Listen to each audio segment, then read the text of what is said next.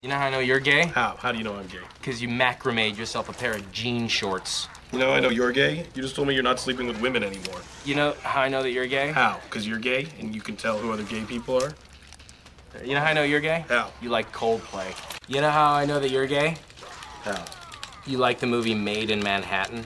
You know I know you're gay? How? I saw you make a spinach dip in a loaf of sourdough bread once. You know, homophobia is more prevalent in American culture than it appears.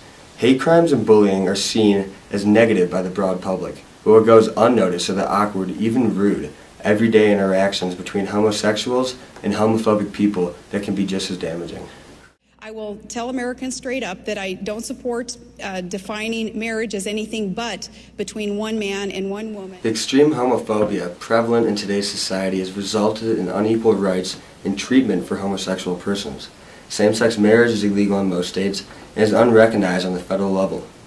Hospital visiting rights are non-existent, and many gays and lesbians experience discrimination in all aspects of their life.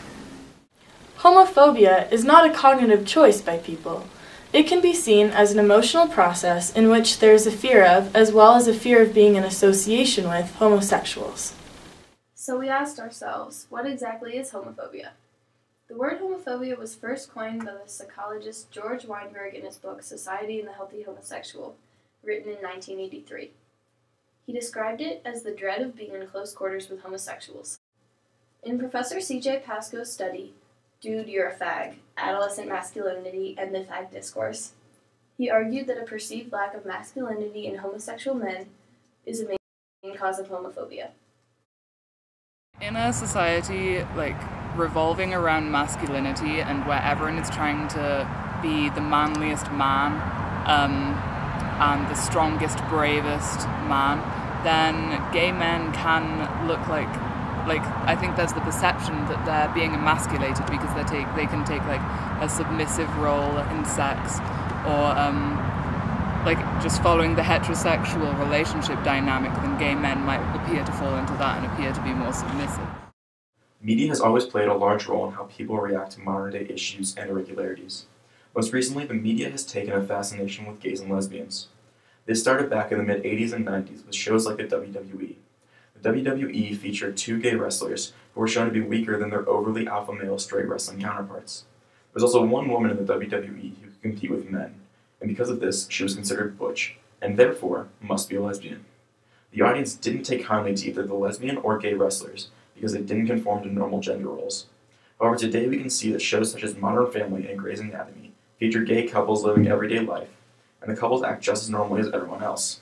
Moreover, the gay couples are treated with respect and are shown to be strong in the face of discrimination, as opposed to the weak fighters in the WWE. They're getting much better in showing queer people on camera. There are a lot more queer characters being written into television shows. That's not to say that they're at the best that they could be at, because they're still showing a lot of stereotypical representations of queer people. A study by Professor Gregory M. Herrick shows clearly that homophobia runs rampant through society today. Prior research into homophobia shows that men are far more comfortable with homosexual females than homosexual men. As a matter of fact, Herrick's results from a study of sexual prejudice differentials between lesbians and straight men, entitled Sexual Prejudice and Gender, Do Heterosexuals' Attitudes Towards Lesbians and Gay Men Differ?, showed that 46% of straight men were uncomfortable with gay men, as opposed to only 32% of straight men being uncomfortable with lesbian women. This 32% discomfort rating for lesbians is still a significant percentage, and shows a definite anti-lesbian sentiment in straight men. Being very interested in the topic of homophobia, we decided to conduct an experiment to see whether men are prejudiced against lesbian women. We decided to test this out by observing how male retail workers interacted with a heterosexual female customer versus a lesbian customer. Our hypothesis for this study was that if approached by a lesbian or heterosexual female in a retail store, a male retail worker will display visual and verbal favorable bias towards the heterosexual female.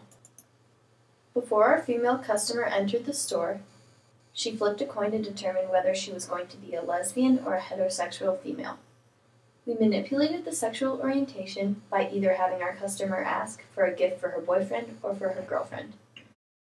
Before the experiment began, we sent 3 experimenters in to observe the interaction. Though they appear to be texting, they were actually recording their quantitative and qualitative observations of the situation. These observers measured 6 categories of reactions by the store clerks. One observer measured the change in distance, eye contact, lateral movement, and medial movement of the store clerk. Another observer measured the mood and tone of the store clerk during the interaction with our customer, categorized as either uncomfortable, content, or interested. Our third observer measured the duration of the interaction between the clerk and the customer. Our experiment found that out of the 6 items we measured, there was nothing statistically significant. Although lateral measurements, distance moved, and time elapsed during the conversation yielded no statistically significant data, we saw 2 very positively correlated trends in eye contact and medial movement, which were just shy of statistical significance. The mood and tone of the individuals was also measured, and the results of which found that people were more likely to be content with straight women, with 7 out of 11 trials being content, and more likely to be either interested in or uncomfortable with lesbian women, with only 3 people out of 11 scoring content. Although the results of our experiment had no statistical significance, discrimination against homosexuality is still prevalent in today's society. Growing awareness of how damaging homophobia can be helps to decrease anti-gay hate crimes, discrimination, and underlying prejudices that people irrationally hold towards homosexuality. Educating kids and adults, as well as standing up against homophobia, will continue to promote equality for all people.